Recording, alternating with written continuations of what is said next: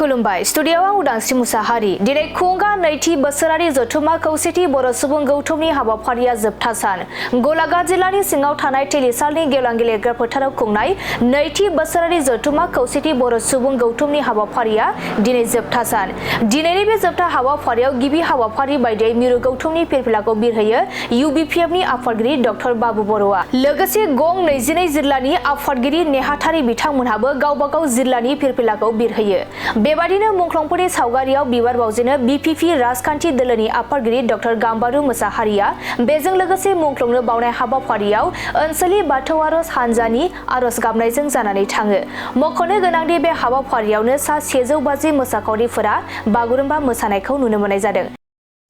खुलुमबाय निउस चेनेलसिम दिनै खौसेथि बर' सुबुं गौथुमनि नैथि बोसोरसालिया जथुमा आरो नैथि हाबाफारि हिसाबै गलाघाट जिल्लानि तेलिसाल बे गेलेग्रा फोथाराव जागासिनो दङ दिनै गेवलां मेलाव जों आसा खालामदों जोङो मानिजाथाव BTCनि चिफ हाग्रामा महिलारि बिथाङा गाहाय आलासि महरै नुजाफैगोन बिथाङा जोंनो कनसेन्ट होदों खोथा होदों बेजों लोगोसे केबिनेट मन्त्रि चरण बर' फैगोन आरो लोगोसे जयन्त मल्ल बरुवा बिथांमोनाबो जोंनो कनसेन्ट होदोंमोन दा बेजों लोगोसे जोंनि हारिनि जायफोर इन्टेलेक्सुवेल सेन्ट्रेलनियानो जा जिल्लानियानो जा बिथांमोनखौ जों आलासि महरै हांख्रायदों जों आसा खालामदों बिथांमोना गाजा गोमजायै नुजाफैगोन बेखौ जों आसा खालामदों लोगोसे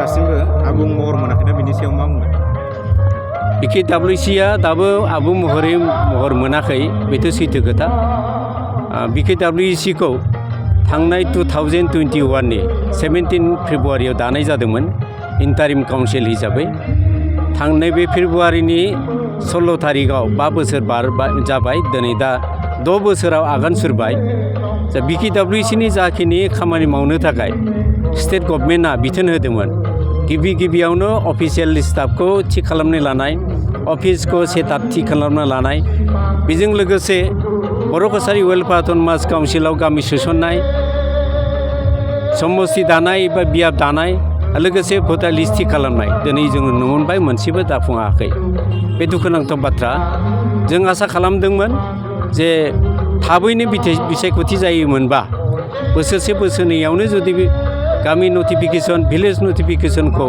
खुंनानै बा गासैबो जेंना जेथोखौ सुस्रांनानै बिसायख'थि जायोमोनब्ला बे जोङो दिनै बर' कसारी वेलफेयार अट'नमास काउन्सिलाव थानाय गासैबो 10 लाखनिख्रुइबो बांसिन बर' रायजो राजाफ्रा माखासे जौगाथायाव जोङो मोनगौमोन आरो दुखुनांथाव बाथ्रा दासिमबो नोंथांमोना बयबो मिथिगौ जोंबो मिथिलायगौ जे BTCनि बायजोआव जाखिनि गामि थालांनाय जा BTCजों जाखिनि हाबबाय सनितपुर जिल्ला आरो बिश्वनाथ जिल्ला बे सनितपुर जिल्ला आरो बिश्वनाथ जिल्ला दासिमबो रोखायै बिथांमोनखौ BTCनि बायजोआव बे जा हाबबाय बे हाबबाय जे BTCनि बायजोआव जाखालांनाय बेखौ दासिमबो रोखायैनो बिथांमोना नटिफिकेसन होआखै दा बेफोरो दुखुनांथाव बाथ्रा बेजों लोगोसे गवालपारा आरो कामरुप जिल्लानि जा बर' रायजो राजा बिथांमोनखौ लाफानानैबो बर' कसारी वेलफेयार अट'नमास काउन्सिलखौ इन्टारिम काउन्सिलाव सोसननाय जादोंमोन नाथाय भिलेज नटिफिकेसननिफ्राय बिथांमोनखौ दानख'ना दोनदों बेफोरो दुखुनांथाव बाथ्रा बेनिखायनो जोंहा गोबां माने बे खौसेथि बर' सुबुं गौथुम बे आफादनि गेजेरजों जोङो डिमान्ड होबाय थादों थाबैनो बिसायख'थि जानांगौ बिसायख'थि जानानै जोङो गोख्रोङै बे बर' कसारी वेलफेयार अट'नमास काउन्सिलखौ आबुं महरै दाफुंनांगौ बर' कसारी वेलफेयार अट'नमास काउन्सिलाव दिनैसिम दाजेननायनिफ्रायनो 13.5 क'रल' होदों बे दुखुनांथाव बाथ्रा बिनि अनगायैबो जोङो डिमान्ड होबाय थादों जे बोसोरसेयाव 500 कौटि रां होब्लासो अन्तत बर' कसारी वेलफेयार अट'नमास काउन्सिलाव थानाय जायफोर सुबुं माहारि आरो जोंनि बर' कसारी वेलफेयार अट'नमास काउन्सिलनि सिङाव थानाय जायफोर जौगाथायनि खामानि होमब्लासो जोङो आबुं महरै मावफुंनो हागोन बेखौ जों आसा खालामदों आरो दासिम जोङो सरकारजों आरो गभर्नरजों रायज्लायगासिनो दङ गोसोखां बिलाइ होगासिनो दं बेखौथ' जोङो फेलार होनांगोन मानोना होमब्ला बर' कसारी वेलफेयार अट'नमास काउन्सिलनि दाजेननायानो खौसेथि बर' सुबुं आफादमोन UBPO बेहाय मोनसे समाव आङो गाहाय नेतारिमोन आरो लेङाइ आफादगिरिमोन। दा बे आफादनि गेजेरजोंनो जेराव एकर्ड जादों एकर्ड सिगनेटरिस हिसाबै बिथांमोना दिनैसिम मावफुंनो हानांगौमोन, बोसोरसेयावनो मावफुंनो हानांगौमोन। दा दुखुनांथाव बाथ्रा दिनै 5 बोसोर बारबाय, बेनिखायनो जोङो फोथायनो फैयाखै। 5 बोसोर बारसेयावबो बिथांमोना दा इलेक्सन जागोनखाय जोङो खालामसिगोन, सरकारा मावसिगोन बे खोथा होदों। जोङो बर' रायजो राजाफ्रा जों फोथायनो हाया। बेयो मिनिस्टरा लिलिपप बिथाङा मोनजादों आरो बेनिखायनो बिथांमोनहा बे बर' कसारि वेलफेयार अट'नमास काउन्सिल जा मासियाव दङ बे मासियाव थानानै थाइसेयानो जा थाइनैयानो जा बिथांमोना डिजिगनेसन आरो लोगोसे बेखौनो सन्थुस्थ' लानानै बिथांमोना जिरायगासिनो दं। बे जोंनि बर' हारिनि थाखाय बिटिसिनि बायजोनि बर' रायजो राजानि थाखाय जोबोद दुखुनांथाव बाथ्रा। सिमबो खुलुमनाय थाबाय।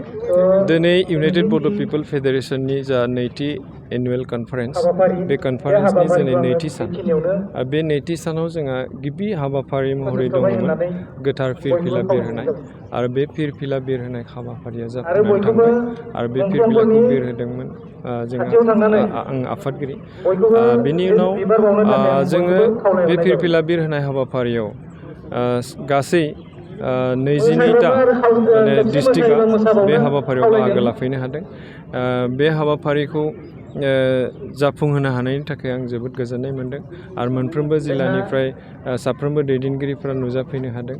आरो जोङो बे हाबाफारिखौ दैदेनलांनाय गलाघाट जिल्लानि जा रिसिपसन कमिटि बिथांमोनाबो जोंखौ बिराद साबायखर बावनो गोनां खामानि मावदों। बिथांमोना जोबोद मोजां साजायनानै होदों। जों बे साजायनायाव जों खालि जोङो आखाइ होनानै जों फिरफिलार' बिरहोदों। जेथिंबो जों माने गाज्रि जों थासारि जों दासिम जों नुनो मोनाखै। बिराद मोजाङैनो सोलिगासिनो दङ। मैयाबो गोबां हाबाफारि दंमोन।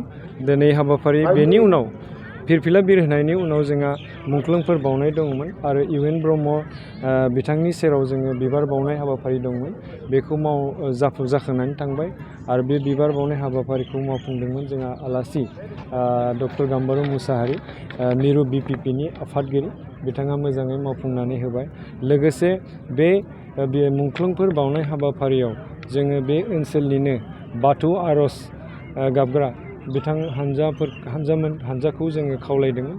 आरो बे खावलायनाय लेखा गलाघाट जिल्लानि बे तेलिसाल ओनसोलनि बाथौ आर'ज गाबगिरिफ्रा मोजाङै आनान गसाइनि सेराव बाथौ गाबनानै आर'ज गाबनानै जोंनि जा मुंख्लंफोरखौ मान बावनाय बे मान बावनाय हाबाफारिखौबो मावफुंनानै होबाय। KWCI जिथुनाखि दासिमबो आबुङै जायाखै, दा बिनि सायाव मा बुंगोन नोंसोर बिफि आफादसे आरो माबायदि खामानि मावगासिनो बिनि सायाव?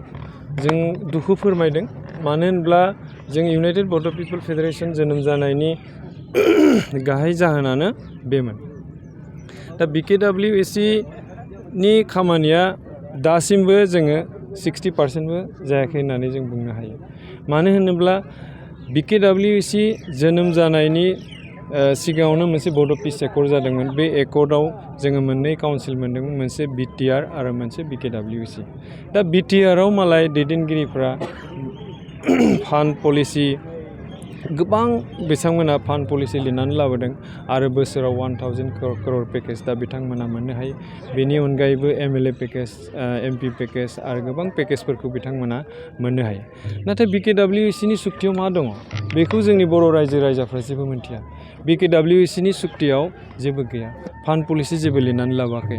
100 crore 200 crore मोननांगौ बे खोथायाबो जेबो गैया। एकदम बिग जिर'। दा बे दैदेनगिरि बे सिगनेटरिफोरा बे खामानिखौ मावफुंनो नांगौमोन। दा बेयाव बिथांमोना बुंनो नाजायो जे आसाम सोरखारा बिथांमोनखौ बुंदोंमोन जे नोंथांमोना इन्टारिम बडिखौ दादो, 6 मासनि गेजेराव नोंथांमोननो जोङो 13 कोटि 50 लाख होबाय। आरो बे 13 कोटि 50 लाखजों नोंथांमोना मोनब्रै खामानि मावनानै हो। मा खामानि? मोनसे जोङो BKWCनि हेड अफिसखौ बानाय आरो भिलेज नटिफिकेसनखौ कमप्लिट खालाम। आरो BTCनि बायजोआव बेसेबां बर' मानसिफोर दङ आरो बेसेबां नोंसोरनो कनस्टिटिउन्सि नांगोन नोंथांमोना दानानै जोंनो होफै। नाथाय बे खामानिफोरखौ दिनैसिमबो बिथांमोना मावफुंनो हायाखै। दिनै 5 बोसोर जाबाय, 6 मासनि उनाव 5 बोसोर जाबाय। जुदि बे खामानिखौ 6 मासावनो जुदि मावफुंनायमोनब्ला, दिनैसिम इलेक्सन जानायमोनब्ला जोंबो BTC बायदि 200निफ्राय 500 कोटि जों फान्ड मोननानै जोङो BTCनि बायदि जों गाजा गोमजा बर' माहारिफोरखौ जों डेभेलप खालामनो हागौमोन। जोंनि राव हारिमु थासारि, जोंनि गांनाय उखैनाय गासैखौबो जों सुफुंलांनो हागौमोन। सरकारा इलेक्सन खाथिबाबो खोथा होयो। थांनाय UBP आफादा गुवाहाटियाव सावरायनाय जादोंमोन।